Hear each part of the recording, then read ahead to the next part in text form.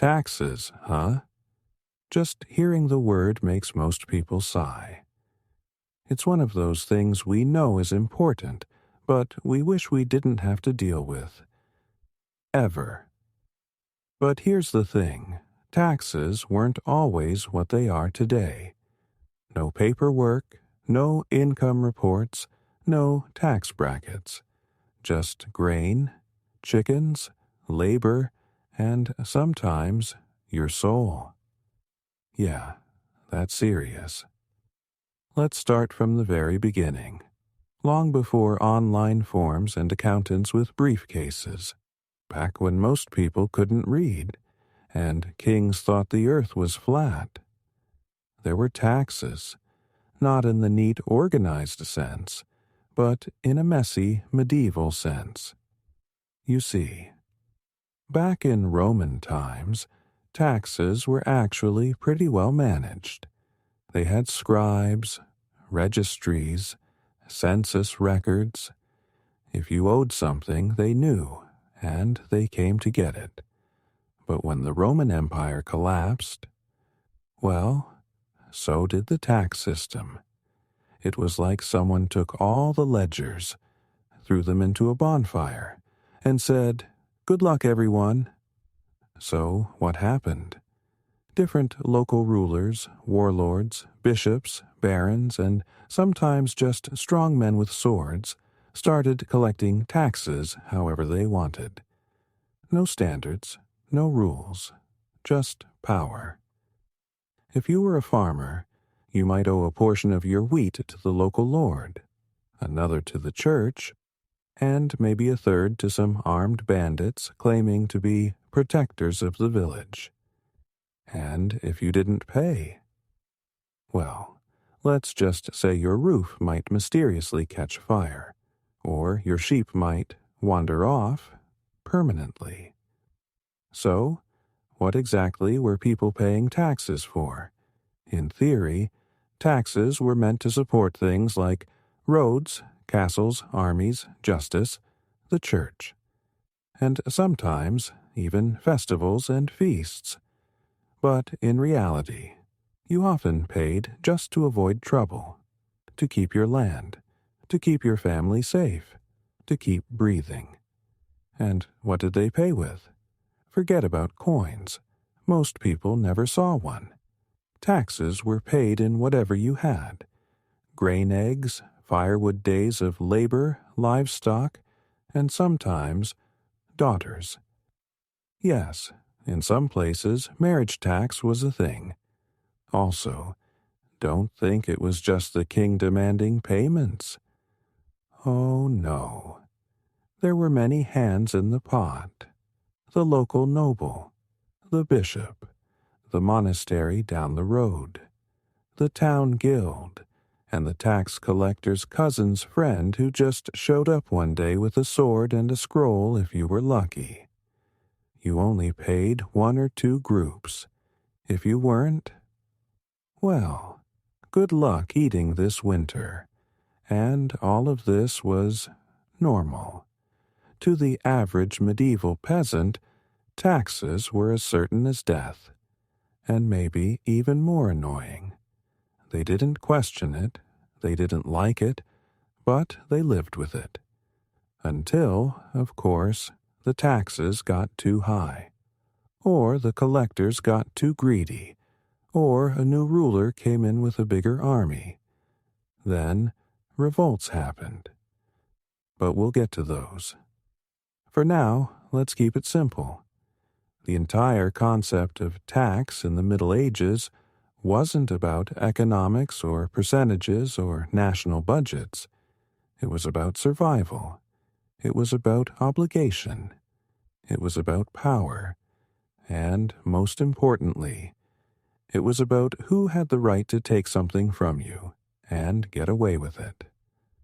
So, in this series, we'll walk through the collapse of Roman tax structure. The Wild West of early medieval taxes, feudal dues, tithes, and labor levies, the growing power of kings and cities, church taxes, and the infamous tithe, popular revolts, and clever tax evasion, and how all this set the stage for modern taxes. All of it, slowly, calmly, one step at a time. Take a deep breath, because in the next segment, we'll travel into the early medieval world, where warlords replaced tax offices and cows were more valuable than coins. Ready? So, Rome fell. The empire that ruled most of Europe for centuries just crumbled. One day there were tax offices, and the next there were bonfires where the tax records used to be. No more scribes, no more census, no more rules, just lords, swords, and a whole lot of confusion. In Roman times, if you owed taxes, there were receipts, there were ledgers, there were officials who knew how much grain you harvested last year. But now, no one knew anything. And that opened the door for chaos. Let's imagine you're a simple farmer in Gaul. The Romans are gone. You still grow your barley, tend your goats. But suddenly, some guy on a horse rides up and says, "I'm your new lord. You owe me tax." You ask, "How much?" He grins and says, "We'll figure it out." That's how things worked in the early Middle Ages. People paid taxes not because there was a system, but because there was someone stronger who said they had to. If you disagreed, well, good luck. So what kind of taxes existed in those days? Well, imagine a world where every piece of land was claimed by someone. Not always a king. Sometimes a knight, a duke, a bishop, even a local warlord. And whoever owned the land demanded something in return. That's where feudal taxes started.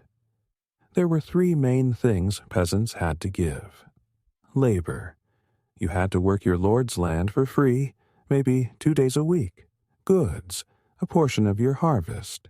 Wheat, wine, eggs, cheese, whatever you had. Fees. Strange little payments, like paying to use the mill, or to get married, or even to inherit your own land. Yeah, they charged you when your father died, just so you could stay on the same field. And it wasn't just the Lord. If there was a church nearby, they'd take their share too. It was called the tithe, 10% of everything. 10 eggs? 1 goes to God. 10 bundles of hay? Same deal. But guess who collected it? Not God, the local priest, or the bishop, or the monastery. And they didn't always live simply. Some bishops dressed like kings. Some monasteries had vineyards, towers, even their own soldiers. All thanks to taxes. And then came custom duties. If you wanted to cross a bridge, tax. Sell at the market, tax. Bring your goods into town, tax. Even breathing too loud near the city wall, maybe tax. Okay, that one's a joke. But honestly, it wasn't far off. And since there were no national governments like we have today, each little region made up its own rules. In one village, you paid a chicken each year. In the next, it was 3 days of labor. Down the road, they wanted honey. Try keeping track of that. And who enforced all this? Well, sometimes it was a tax collector. Sometimes it was the Lord himself. And sometimes it was just a big guy named Gerald who knocked on your door with a club and said, "Pay up." No uniforms, no badges, no appeals, just raw power. Still, for all the confusion, people adapted. They learned when to hide their best sheep. They figured out which barns to store the taxable grain, and which to keep secret. They became experts in staying just poor enough to avoid getting noticed. So, in this strange new world, post-Rome, pre-nation, taxes became less about policy and more about survival. It wasn't about funding roads. It was about keeping your village safe, or keeping the soldiers away, or earning a bit of mercy from the man with the sword. Next up, we're diving into the heart of feudal taxes, where peasants worked land they didn't own, for lords they barely saw, and paid in sweat, grain, and silence. Stick with me. Let's talk about feudalism. You've probably heard the term knights, castles, peasants in muddy fields. But what does it really mean when it comes to taxes? Well, feudalism was less about chivalry and more about obligation. Land was power, and the one who owned land could demand whatever he wanted from those who lived on it. That was the deal. The Lord gave you land to farm. In return, you gave him everything else. There were three main types of taxes under this system, though people didn't always call them taxes. They were known as feudal dues, and they showed up in all sorts of ways. Let's break them down. 1. Labor dues. Work for me. If you were a peasant, or more specifically a serf, you didn't just farm your own land, you also had to work the Lord's land, maybe 2 or 3 days a week. During harvest, more. Did you get paid? Of course not. It was your duty. You'd wake before sunrise, walk past your own field, the one full of weeds, and start digging in your Lord's perfect, well-kept vineyard. Because if you didn't, well, there were consequences, sometimes fines, sometimes worse. 2. Produce dues. Give me a share. At the end of the season, whatever you grew, the Lord got a cut, maybe a fifth, maybe a third, maybe half. It all depended on the custom of the land, and it wasn't just wheat, chicken's eggs, honey cheese firewood, even wild mushrooms. If it grew, if it clucked, if it could be eaten or sold, it was taxable, and you had to deliver it, often directly to the manor, with a bow, of course. Ever wondered why medieval peasants looked so thin in paintings? Now you know. 3. Feudal fees. Pay me, just because. This one's where it gets a little ridiculous. You'd think farming for free and giving up your food would be enough, but nope. There were also a whole bunch of random charges. Marriage fees? Want to marry someone from the next village? That'll be a few coins. Inheritance tax. Your dad died? Pay up if you want to stay on his land. Mill fees. You want to grind your wheat? Use the Lord's mill and pay. Bake oven fees? You guessed it. Use the Lord's oven. Pay again. Heck, in some places you had to pay to brew beer at home. And if you tried to do any of those things without permission, fines. Fines everywhere. It sounds absurd now, but back then it was just how life worked. The Lord provided protection, whatever that meant. And in return, you lived under a mountain of duties. And what did the lords do with all these taxes? Well, some reinvested into their lands, built bridges, supported their peasants during bad harvests. But many, they built bigger halls, threw feasts, paid for expensive armor, or just hoarded it all in locked chests beneath the castle. The richer the lord, the heavier the burden on the people. It wasn't sustainable, but it went on for centuries.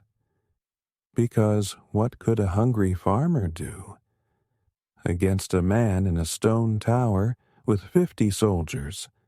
So the peasants worked and gave and hoped.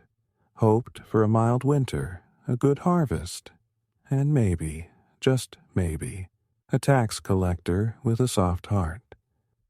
In the next segment, we'll head into the towns, where merchants, guilds, and city councils created a whole new kind of tax system. You thought feudal taxes were bad? Just wait till we meet the urban tax codes. So far, we've talked a lot about peasants, fields, grain, and all the hard labor in the countryside. But not everyone in the Middle Ages lived on a farm. Some people lived in towns, busy, smelly, noisy places filled with merchants, craftsmen, beggars, and tax collectors. Yep, taxes were everywhere in town life too. Now, here's the twist. If you were a peasant, you paid taxes in labor or food. But if you lived in a town, you paid in money. Cold, hard coins. That made everything feel a little more official. But don't be fooled. It was just as painful. Let's start with the basics. In most medieval towns, markets were the heartbeat of daily life. You wanted to sell apples? Pay a market tax. You brought in fish from another village? Pay a toll. You set up a table to sell cloth. Pay a booth fee. Even if you were just passing through, carrying goods on a cart, you paid a transit tax. And there were people watching. Officers standing at gates, on bridges, at the corners of market squares, counting carts, weighing barrels, collecting coins. These taxes had fancy names, too. Octroi, a tax to bring goods into town pontage, a toll for crossing a bridge stallage, the fee for renting a stall mirage, a tax for maintaining town walls. Ever wonder how medieval cities built those giant stone gates? Yep, taxes like mirage. So, every time someone bought bread or wine or wool, a little piece of that money went to the town's rulers. Now, let's talk about guilds. These were groups of craftsmen, blacksmiths, weavers, butchers, who worked together to control quality, prices, and yes, taxes. To join a guild, you paid a fee. To open a shop, you paid another. To hire an apprentice? Yep, more fees. Guilds were like medieval unions mixed with City Hall, mixed with the IRS. Powerful, organized, and always collecting something. And then came luxury taxes. If you were rich, a merchant doing well, maybe importing fine silks or spices, the local rulers loved you. Why? Because you had money, and they wanted a cut. So you'd pay taxes on jewels, velvet imported wine, fancy boots, even mirrors. Yes, mirrors were taxed, because apparently looking at yourself was a luxury. And let's not forget the house taxes. If you lived in a stone house instead of wood, pay more. If your house had a second floor, pay more. If it had a chimney, definitely pay more. One town even taxed windows. The more light you wanted, the more you paid. Sound ridiculous? Well, some of those taxes survived into modern times. Ever heard of the window tax in 18th century England? Yep, it all started way back here. But here's the thing. Unlike rural peasants, townsfolk had some say in their taxes. City councils would negotiate with kings. They could refuse to pay unless certain conditions were met. Sometimes towns even bought their freedom, paid a huge lump sum to stop the local lord from interfering. That's how free cities were born. It wasn't democracy, but it was a start. Still, for the average person, the shoemaker, the baker, the fish seller, taxes were just part of daily life. Every transaction, every corner turned, every item bought or sold. There was someone standing nearby, holding a little wooden box, ready to take their share. So, whether you lived in a mud hut on a hillside or a 2-story townhouse on a busy street, you paid, one way or another. Next up, we'll explore the world of church taxes, tithes, offerings, indulgences, and the price of saving your soul. Turns out, heaven wasn't free either. All right, we've talked about lords, towns, and markets, but we haven't talked about the biggest landlord in medieval Europe, the church. Yep, the church didn't just guide your soul, it also took a cut of your harvest, because even heaven had a price. Let's start with the tithe, the church's most famous tax. It comes from the Latin word decima, meaning tenth, and that's exactly what it was. 10% of everything you produced. 10 sheaves of wheat. 1 goes to the church. 10 chickens. 1 for the priest. 10 coins. You guessed it. And unlike the taxes you gave your Lord, this one was spiritual. If you didn't pay the tithe, you weren't just risking a fine. You were risking your soul. That's what made it so powerful. And here's the thing. The church didn't grow its own crops, didn't raise its own animals, didn't make its own wine. But through the tithe, it became one of the richest institutions in Europe.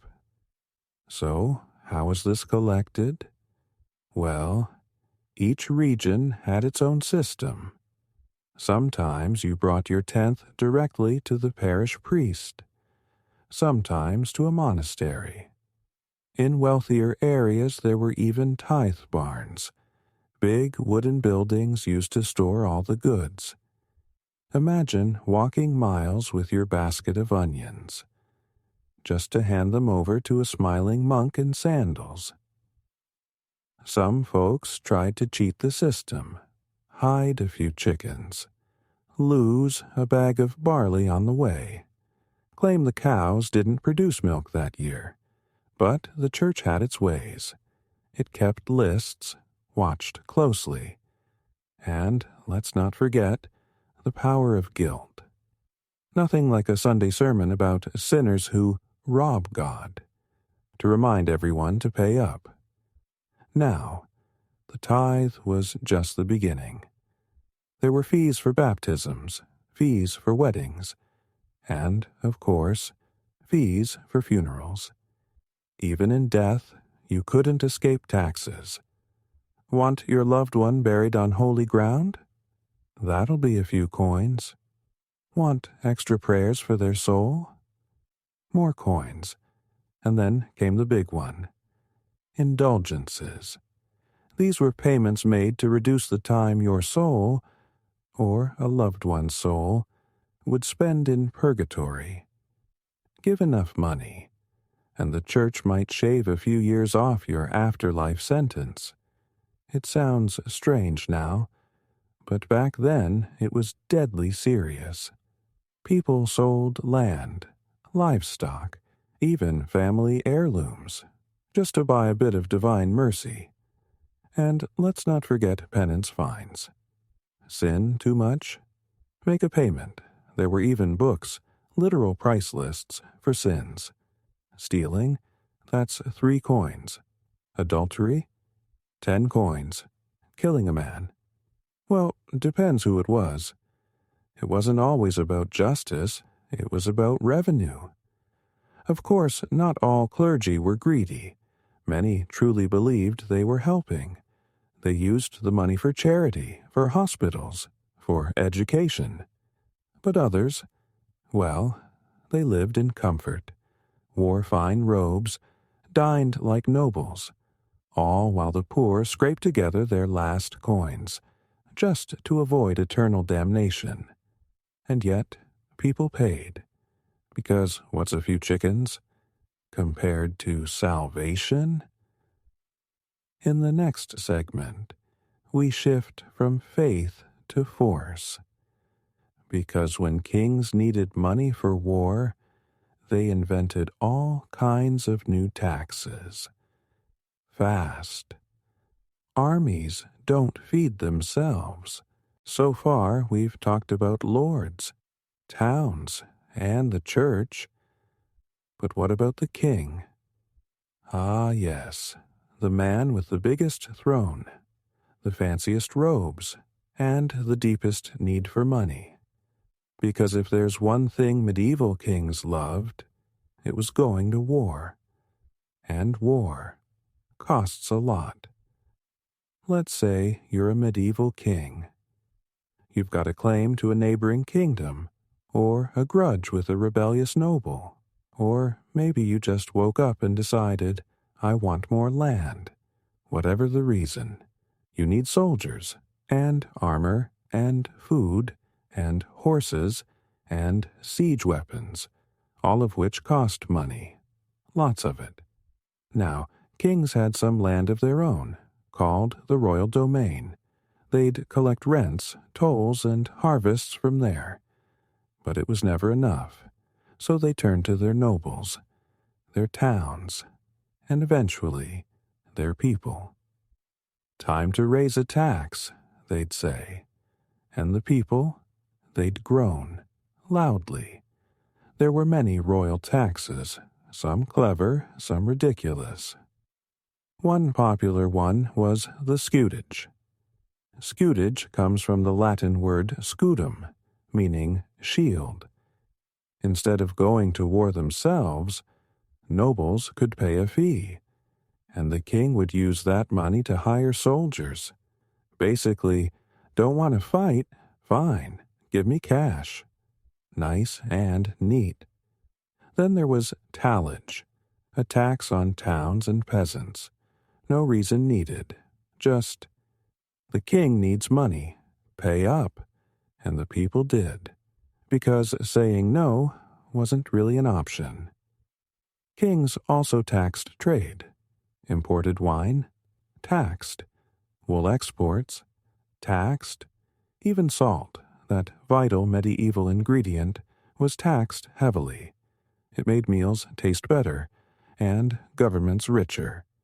In England, kings had something called a parliament. In theory, it gave the people a voice. In practice, it was mostly nobles and clergy agreeing to raise taxes, as long as they got something in return. Want a new tax approved? Grant more land, promise new laws, throw a feast. It was politics, medieval style, and sometimes things went wrong. Take King John of England. He taxed his barons so heavily and ruled so poorly that they forced him to sign the Magna Carta in 1215. It didn't stop taxes, but it did say, hey, maybe the king can't just take whatever he wants. A small step, but a big deal. Over in France, kings were even bolder.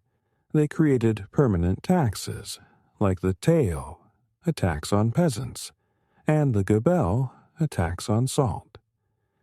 These weren't one-time things.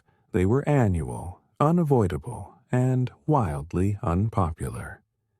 And what did all these taxes fund? Endless wars.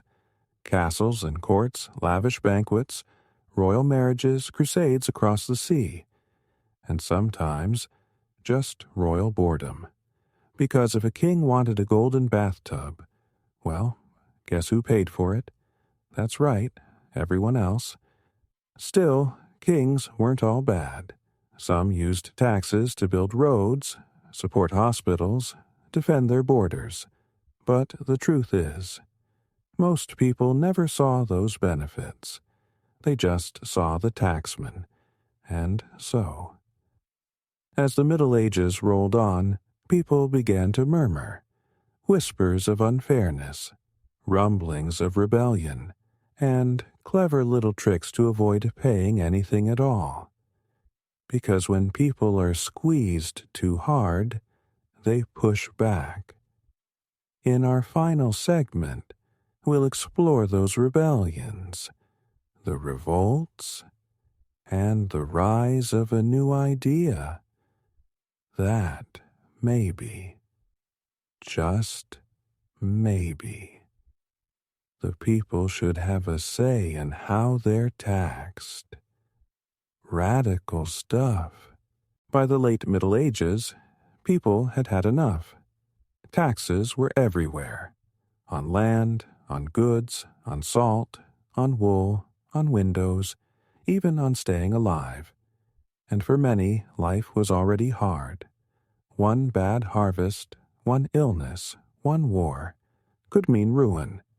So when rulers pushed too far, the people pushed back. Let's start with one of the most famous revolts, the Peasants' Revolt of 1381 in England. It began with a new poll tax. That meant everyone had to pay, rich or poor. Sounds fair, right? Except the rich found ways around it, and the poor, they got angry, very angry. Led by men like Wat Tyler and John Ball, peasants marched to London. Thousands of them, armed with pitchforks, axes, and fury. They stormed palaces, burned records, demanded justice. For a brief moment, it looked like the world might flip upside down. But then, the king made promises, and when the crowd went home, he broke them.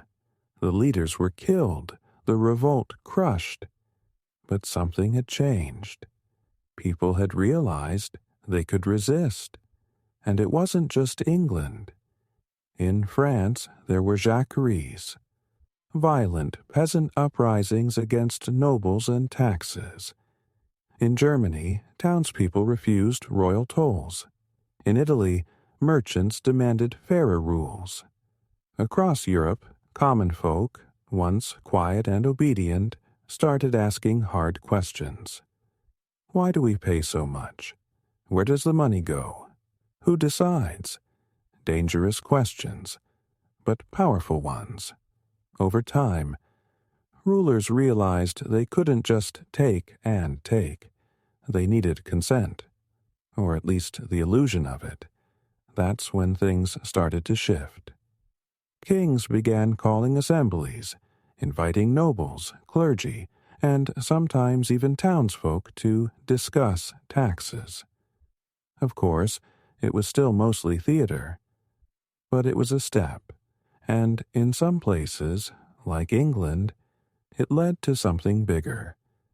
The idea that Parliament should control taxes, that the king had to ask, a radical concept, and the seed of modern democracy.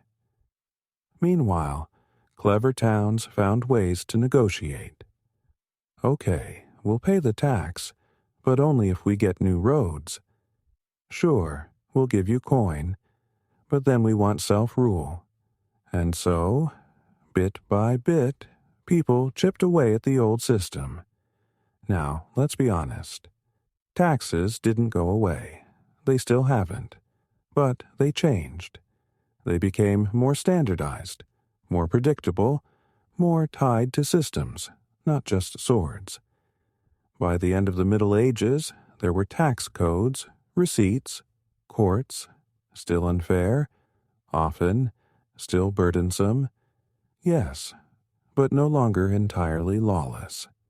And in time, the idea grew that taxes should come with representation, that people should have a voice in what they pay, and what that money funds.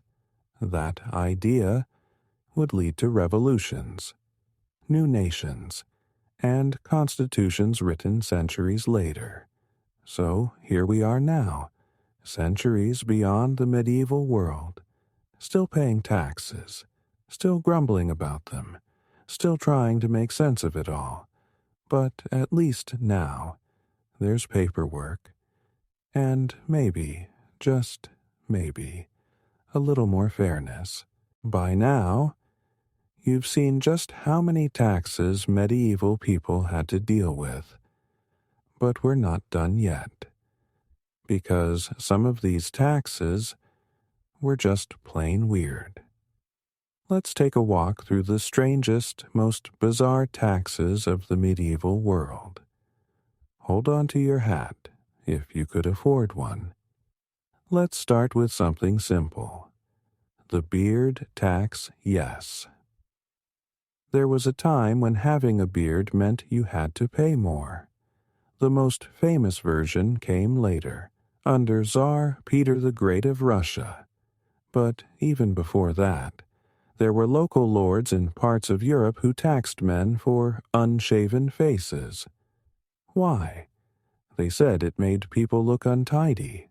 But really, it was just another way to make money. So, want to look wise and manly? Sure. Just be ready to pay. The oven tax. Remember how peasants weren't allowed to bake bread at home? Some villages had an official communal oven, owned by the lord. If you wanted to use it, you had to pay a fee.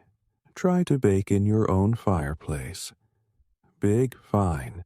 And if you think that's strange, there was also a mill tax. Same idea. You could only grind grain at their mill, on their terms, with their prices. The cowbell tax. In parts of the Holy Roman Empire, farmers were charged for the number of cowbells they owned. Why? Because bells made noise, and noise meant movement, and movement meant you were using public roads or grazing land. So, if your cows jingled, you paid for the privilege. Want to avoid the tax? Simple. Walk your cow very, very quietly. The urine tax. Yes, you heard that right. In Roman times, and even into the early medieval period, urine was taxed. People used it to bleach clothes, tan leather, and clean things. So cities would collect it from public toilets, and then sell it. If you ran a laundry business, you had to pay to get your hands on the good stuff. Disgusting? Yes. Effective? Also, yes. The bachelor tax. In some towns, unmarried men were seen as a burden. They weren't raising families. They weren't tied down. They moved around too much. So, what did the town do? Tax them. It was called a bachelor tax. You paid more if you refused to settle down, get married, or get poorer. Tough choice. The death tax. We've talked about funeral fees before, but some places went even further. When a serf died, their family had to give the best animal from the household to the lord. This was called the heriot, an old Saxon term. It was supposed to be compensation for losing a worker, but it often left families with nothing. Imagine losing your father, then handing over your only ox to the castle. Grief plus poverty. The shadow tax. There's debate among historians on this one, but in some towns, if your house cast a shadow on the public road, you were taxed. The logic: you were using public space by blocking sunlight. So, if you built high, you paid higher. A medieval version of sunlight rights, I guess. It's easy to laugh at these now, to shake our heads and say, what were they thinking? But every strange tax had a logic behind it. Even if that logic was just, how can we squeeze a little more money out of people? From cowbells to beards, from urine to shadows. Medieval taxes weren't just about fairness or order. They were about creativity. Rulers, lords, and churches all looked at the world around them and asked, what can I charge for next? In the end, that's the real story of medieval taxes. They weren't just rules on paper.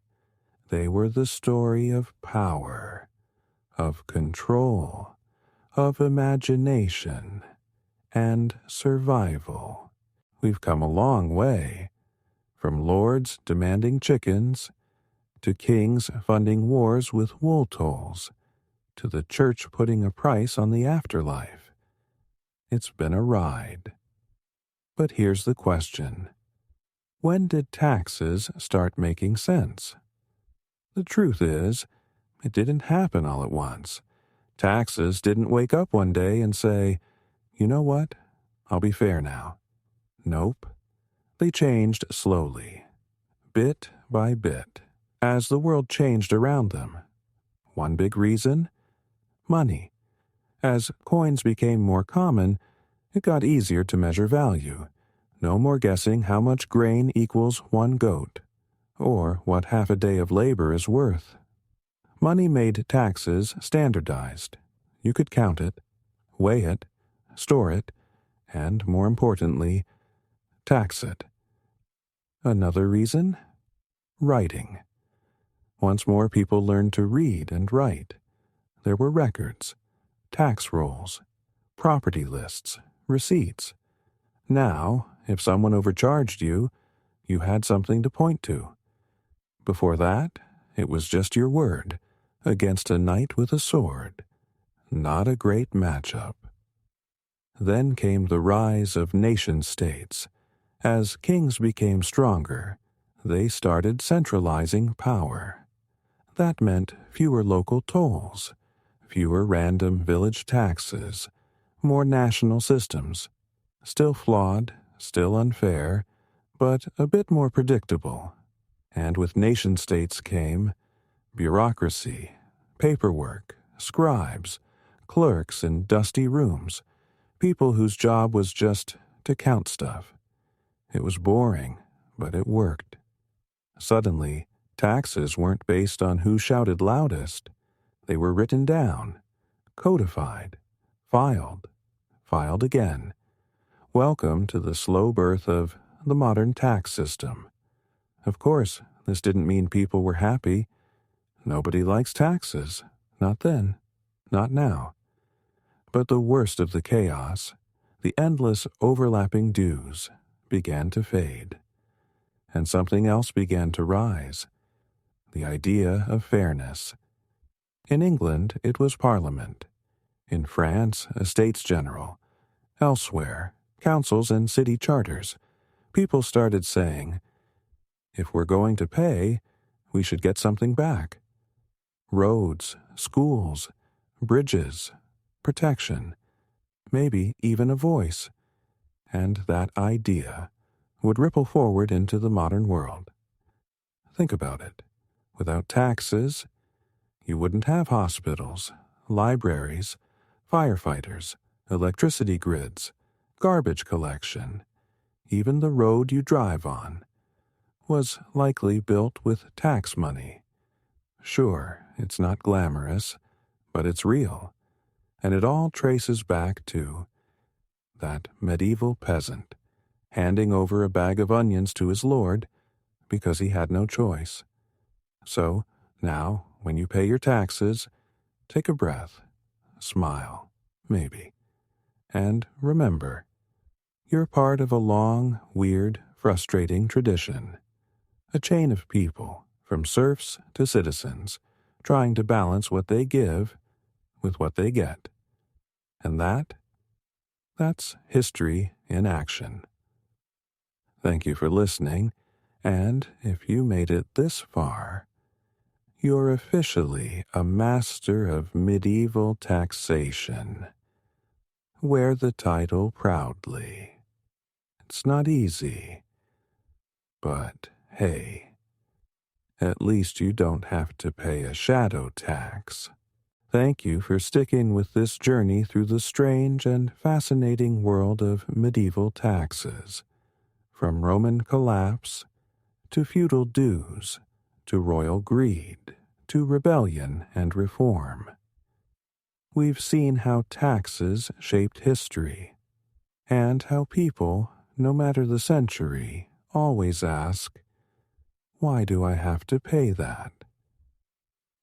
Until next time, take a deep breath, and remember, it could always be worse. You could be paying to use your neighbor's oven. Iker.